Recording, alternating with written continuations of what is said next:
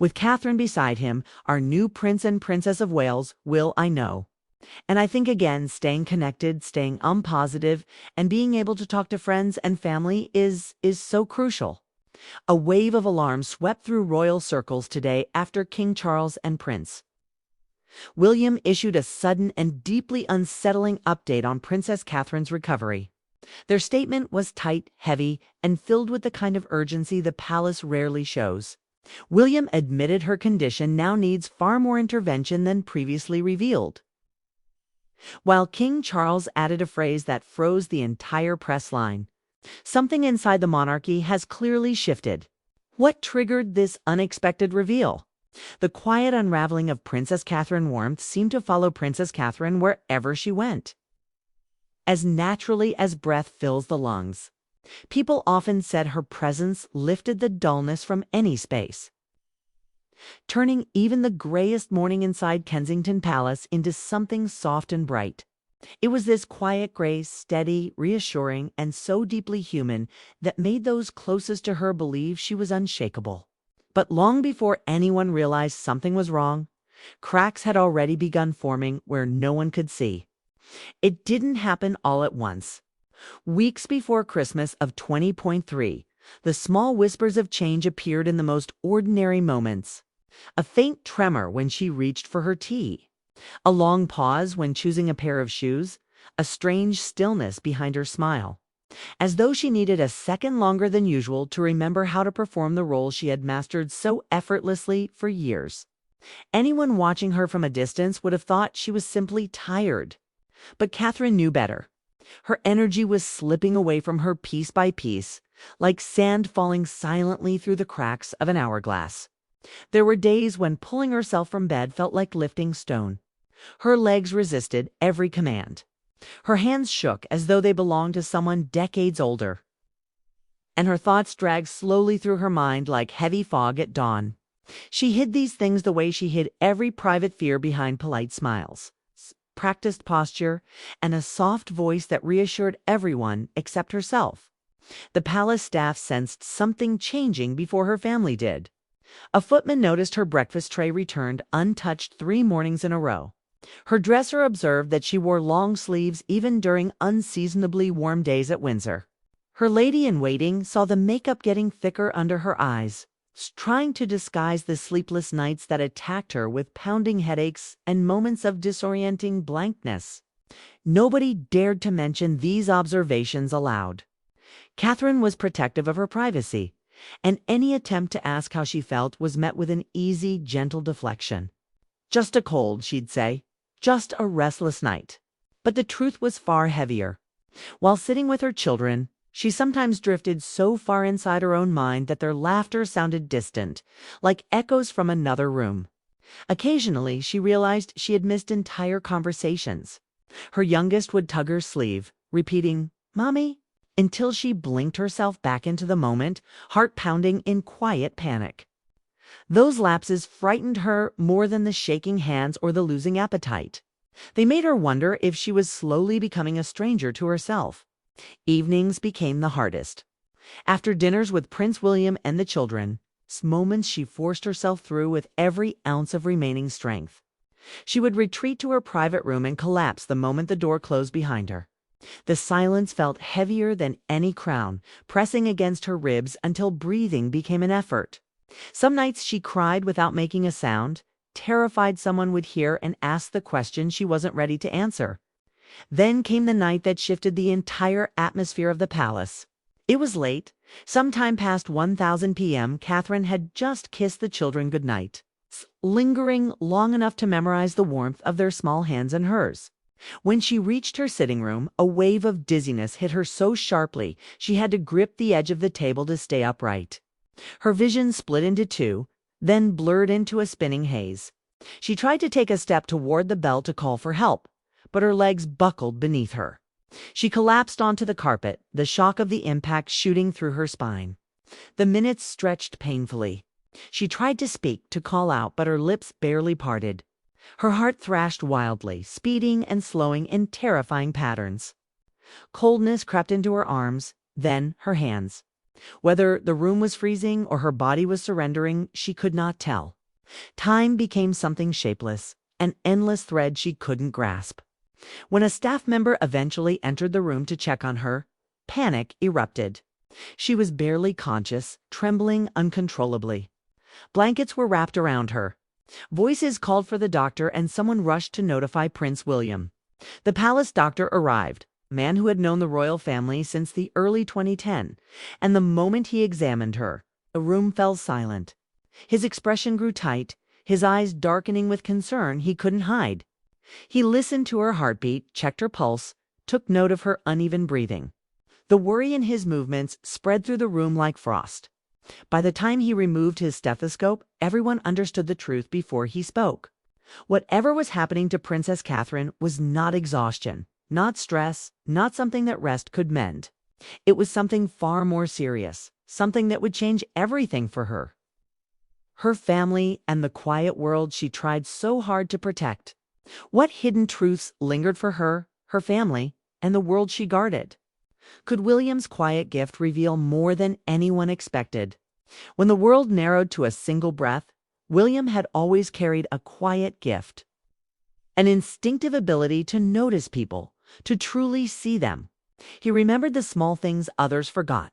The name of a IDA staff member's child. A passing worry someone mentioned weeks earlier. A favorite book. A nervous habit. Those gentle details were part of who he was.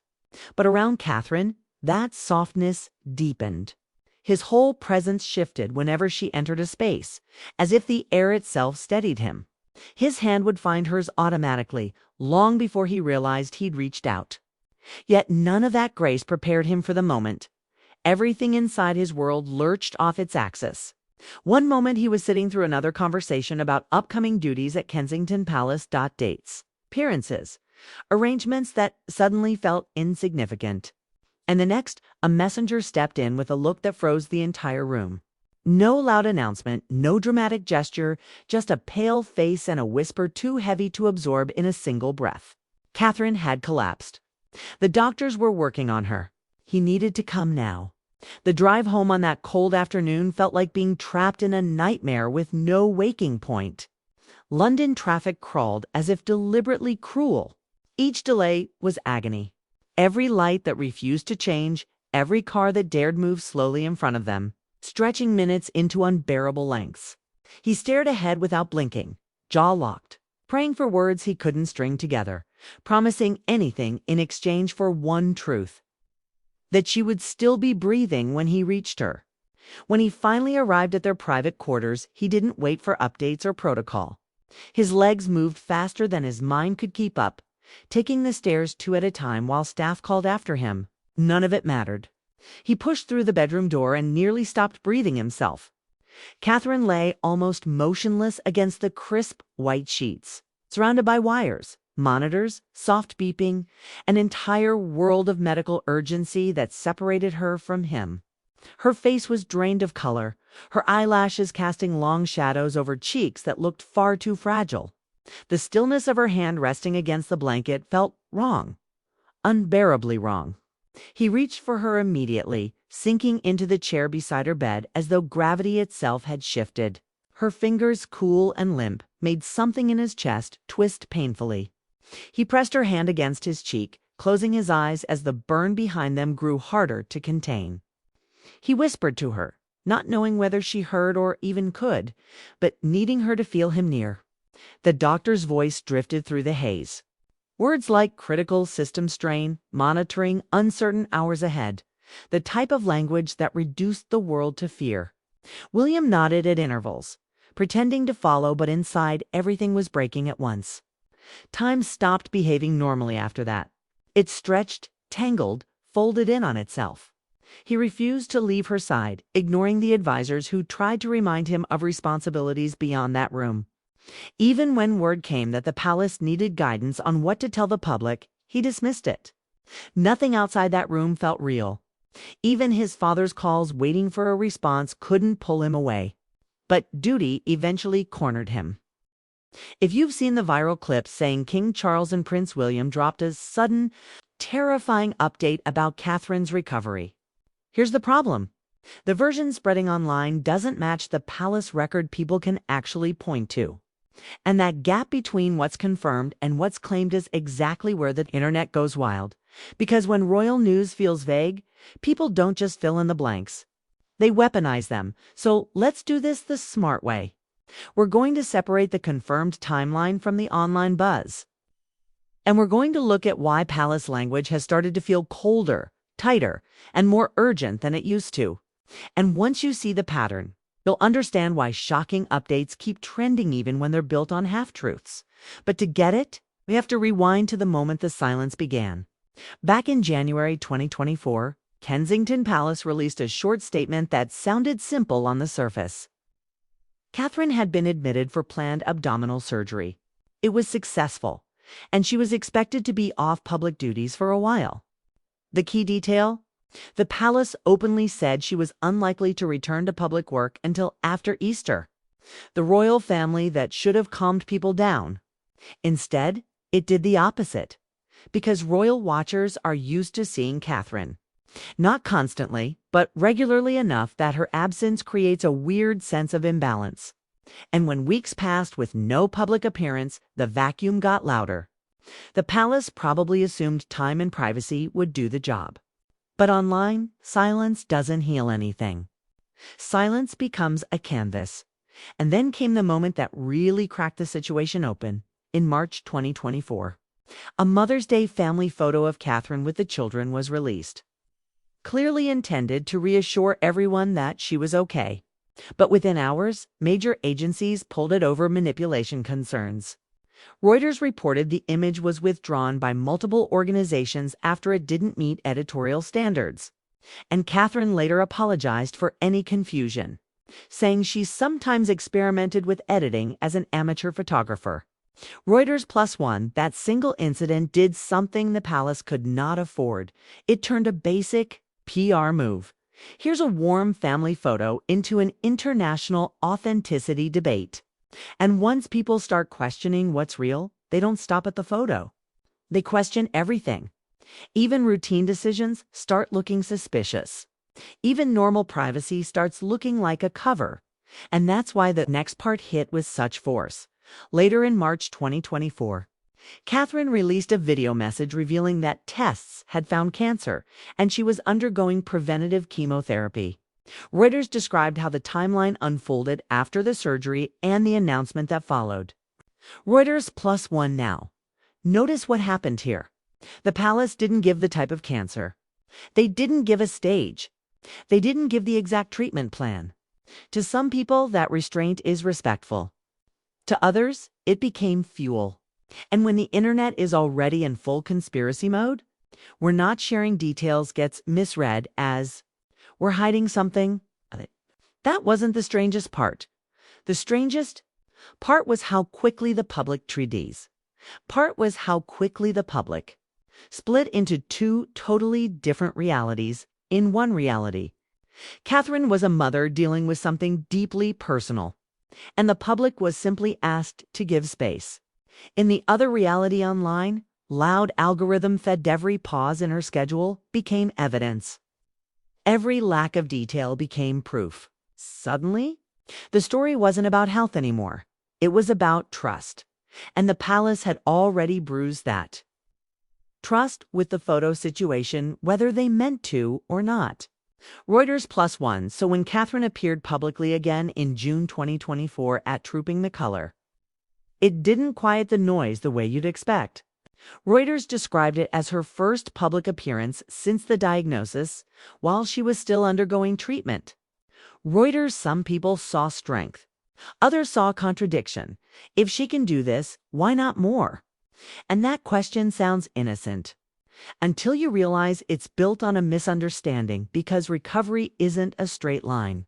And chemotherapy isn't a switch you turn off and on depending on the calendar. That's why palace messaging kept emphasizing caution. It wasn't she's back, it was she's managing. A few appearances carefully chosen and then quiet again. From a human perspective, that makes sense. From an algorithm perspective, it looks like mystery. And mystery sells. Then, in September 2024, Catherine released another major update. She had completed her chemotherapy treatment and said her focus was on doing what she could to stay cancer-free. Major outlets reported the message as a significant milestone relief, but not a victory lap. The Guardian, and here's the part a lot of people missed: finishing treatment isn't always the same as being declared all clear. The language stayed careful for a reason. The palace wasn't trying to be dramatic. They were trying to be precise without oversharing, but of course, careful language doesn't trend the way chaos does. So online creators kept escalating: setback, emergency. They're preparing the public. William is breaking down. Charles is terrified. You've heard the versions. They're written like a thriller because thrillers keep people watching. And that brings us to the word people had been waiting for. In January 2025, Reuters reported that Catherine said she was relieved to be in remission after visiting the Royal Marsden Hospital, where she received treatment. And she thanked staff there. Reuters, that same development was widely covered elsewhere too. With a piece summarizing her remission announcement and her hospital visit, AP News remission is a real milestone. It's also a word that can be misunderstood because people hear it and assume the story is over. And Catherine herself didn't frame it like that. The tone was grateful, steady, and still cautious. This is where the narrative should have calmed down for good. But instead, something else happened. The royal family's health story started overlapping in the public's mind. King Charles had his own cancer diagnosis revealed earlier, and he later made public-facing statements about treatment and screening. And just recently, December 12, 2025, multiple outlets reported Charles saying his treatment can be reduced in the new year, framing it as a milestone and urging early detection. Reuters +2 AP News +2. That matters for one reason. It shows the monarchy is in a different communications era now. For decades, the royal machine ran on distance. Less detail, fewer admissions, more mystique. But the last couple of years forced a change.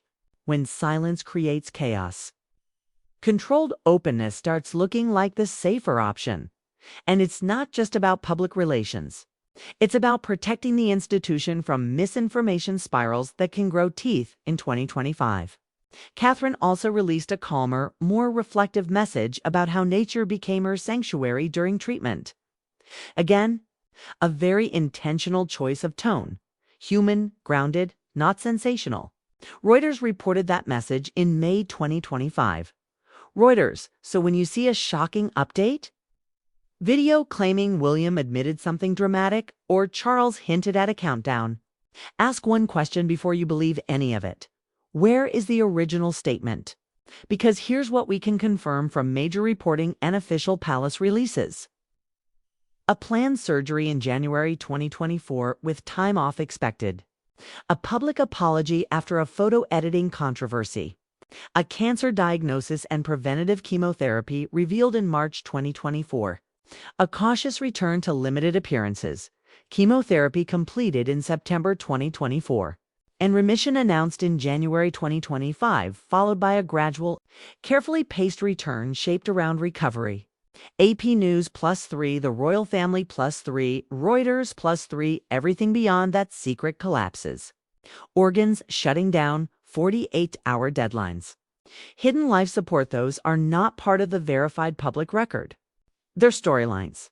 And they spread because they feel believable when the palace communicates like a locked door. But the locked door doesn't automatically mean something sinister is happening behind it. Sometimes it means a family is trying to survive something real without turning it into a public spectacle. And the uncomfortable truth is this: the palace's tightest statements often aren't hiding a twist. They're trying to stop the world from writing one for them. So what do you think is really changing inside the monarchy right now? Are they becoming more open because they want to, or because the internet leaves them no choice? Just for a moment, he stepped into the adjoining room where advisors, documents, and grim faces waited. They spoke of statements, rumors already circulating, the expectation of clarity. He barely heard any of it. His mind was still in the room behind him. Then a sound cut through everything. The sharp rise of a monitor, hurried footsteps. The doctor calling out instructions. William moved before a thought could form. He pushed open the bedroom door, bracing himself for the worst. But the doctor lifted his head and gave a small, steady nod. Catherine's vitals had leveled. The danger had not passed, but the immediate storm had eased. Relief struck him so strongly he nearly lost his balance. He returned to her side, taking her hand once more. For a brief moment, her fingers curled weakly around his. Her lashes fluttered and her lips parted, barely forming his name. Will, it was faint. Almost a breath rather than a word, but it was enough to anchor him. Enough to keep him standing in a world that had threatened to collapse entirely. The night ahead was long, uncertain, and heavy with fear.